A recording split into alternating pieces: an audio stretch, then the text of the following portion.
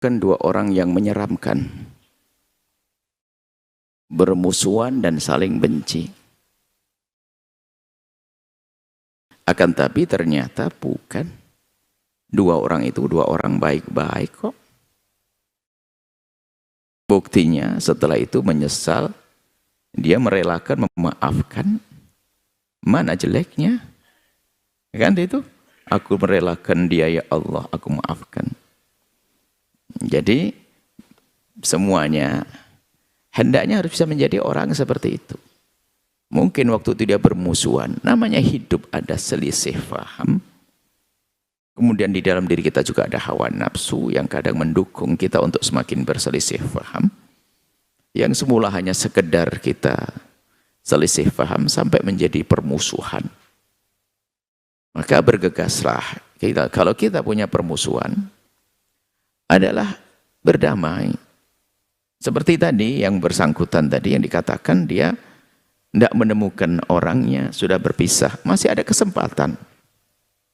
Kalau memang kita sudah tidak bisa minta maaf pada seseorang karena orangnya tidak ada di hadapan kita atau pergi atau meninggal dan sebagainya, Tuhan Allah Maha Kasih ada pintu. Pintunya adalah ketulusan kita. Mungkin kita minta maaf langsung kepada yang bersangkutan sudah nggak ada karena sudah meninggal barangkali. Gimana saya minta maaf kepada dia? Yang penting ada ketulusan kita dong. Kita bisa berbaik-baik dengan saudaranya, dengan anaknya, dengan keluarganya. Ya pertama tentu mengadu kepada Allah dan mendoakan dia. Betul yang disampaikan oleh ibunda kita. Doakan dia dengan doa kebaikan. Jangan menyimpan dendam. Apalagi dia sudah meninggal. Mungkin yang ditanyakan barangkali belum sempat minta maaf secara langsung. Apakah akan diampuni? Oh akan diampuni. Allah Maha Kasih. Yang penting ketulusan di dalam hatimu. Tulus yang sesungguhnya. Anda menganggap itu sebuah kesalahan yang sesungguhnya. Sehingga Anda berusaha untuk minta maaf, mendoakan setiap saat dan sebagainya. Bahkan kalau ingat begitu besar kemarahan Anda, kebencian Anda, setelah itu Anda sadar, Anda akan menjadi mencintai anak-anaknya, mencintai saudaranya.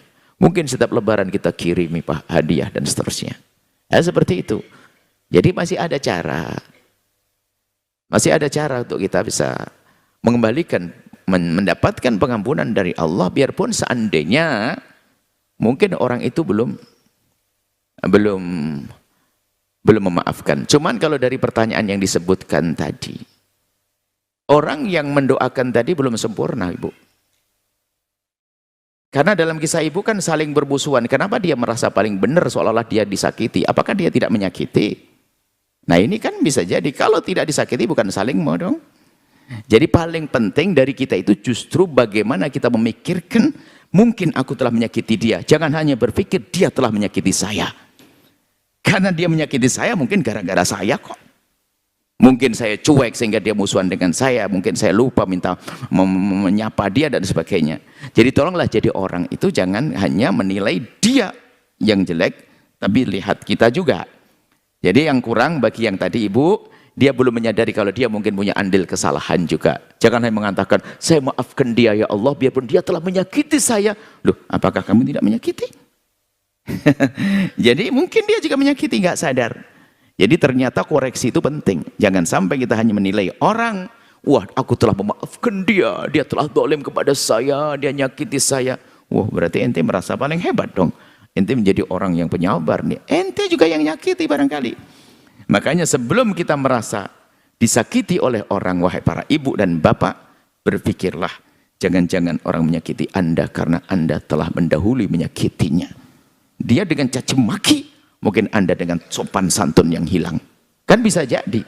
Padahal orang itu aslinya baik-baik. Cuman karena kita lewat rumahnya 3 kali nggak salam, dia menjadi membenci Anda. Berarti Anda memulai. Nah, jadi jangan gampang nyalain orang. Jadi termasuk kesalahan kita itu gampang nyalahkan orang. Gampang nyalahkan istri, gampang nyalahkan suami. Istri marah-marah itu sebenarnya karena apa? Padahal istri lagi ngidam minta dibelikan permen lupa, marah kan begitu ya? Ya Bu. Jangan gampang ya Anda ton. Di sisi lain ya, kalau ternyata suamimu marah, itu bisa saja suami tiba-tiba kok datang kok marah-marah. Jangan gampang nyalahkan suami, saya pemarah.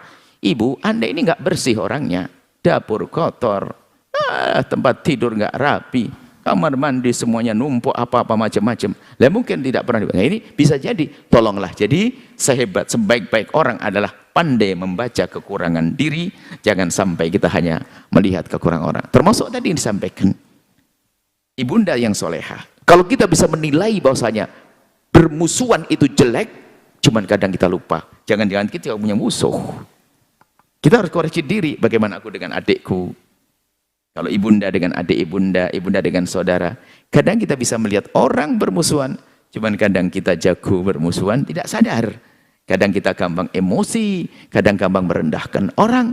Dan itulah orang cerdas. Kalau kita melihat di luar sana ada orang yang tidak baik, pertama kali bukan merubah dia agar tidak baik. Pertama adalah agar saya tidak masuk ke ketidakbaikan itu. Itulah orang cerdas. Kayak gitu.